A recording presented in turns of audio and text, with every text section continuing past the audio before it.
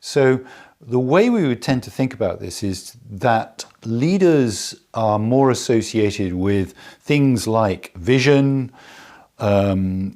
strategy in the long term, innovation, managing the environment around the organization. So those sorts of aspects of leadership, I guess you'd call it.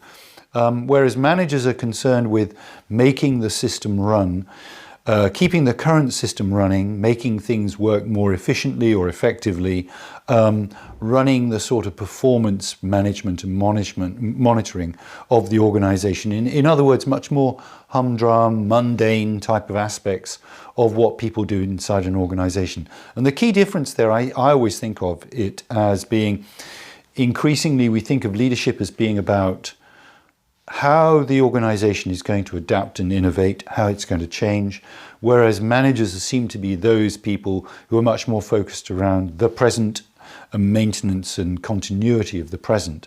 But as I said, I think this is a very false and artificial divide, which isn't that helpful, because I think about it in both ways. First of all, in practice, I think anybody who's managing, and they're managing people, to some extent is leading them. In other words, they've got a relationship which is between leader and followers. And if they're going to be effective, they've got to manage that relationship. And leadership essentially there is about direction. And anybody who's managing people has to give a sense of direction and engage with people so that they want to follow. So there's a sort of element of leadership in the management job. And then on the other side, I think that it's ridiculous to think that leaders don't manage as well. Even at the level of, say, the chief executive of an organization, the chief executive is going to spend an awful lot of time managing. They're going to be thinking about the performance of the organization. They're going to be working with people on day-to-day, relatively routine stuff, as well as trying to think about the things that chief executives do when they focus on the future. So for me, although the essence of leadership may be around change and the essence of management may be around maintaining the existing system, I think it's a worryingly artificial divide if you think leaders do one thing and managers do another. There's a lot of sort of overlap. It's like a Venn diagram. There's a lot of overlap in practice.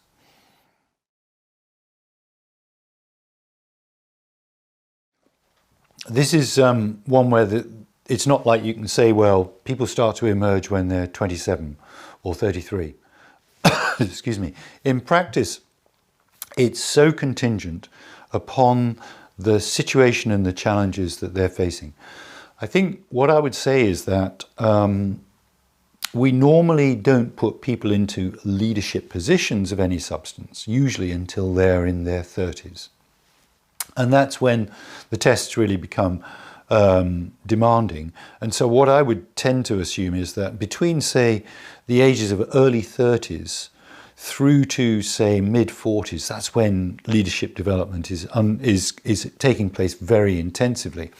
But that's a generalization, and around that, what you can find is, first of all, in particular with the emphasis on entrepreneurial organizations, and people starting businesses or being thrown into the sort of deep end much earlier in their lives, it's not uncommon for people to be really picking up sort of their first leadership challenge, formally or informally, in their mid-20s. And so there's no, as it were, hard, fast rule that says you can't be a leader when you're 25 or even when you're younger than that. It's whether you can respond to the situation around you.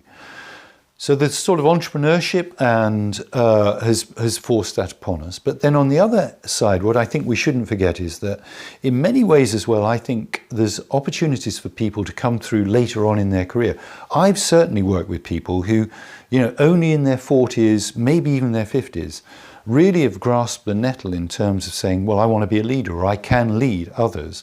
They're what you might call as late developers, or they're people who've never had the chance and the opportunity or thought themselves capable. And again, I think one interesting thing about this, for example, is where more and more women have come back to work after they've had families, and they've got what we call second careers or second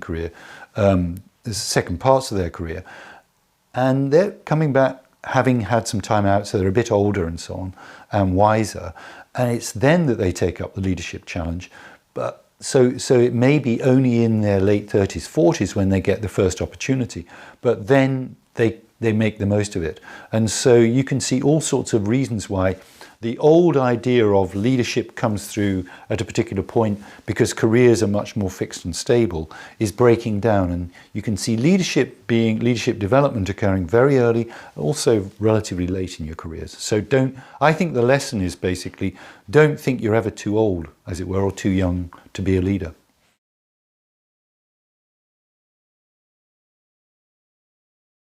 For me, there are 2 or 3 aspects to this that are really critical in terms of learning to be a leader. The first one is experience. There's no doubt this is a sort of a role or an aspect of life where you have to do it by playing it. You can't learn it out of books. You can learn some things out of the books, but you've got to go out there and do it. So experience counts for something.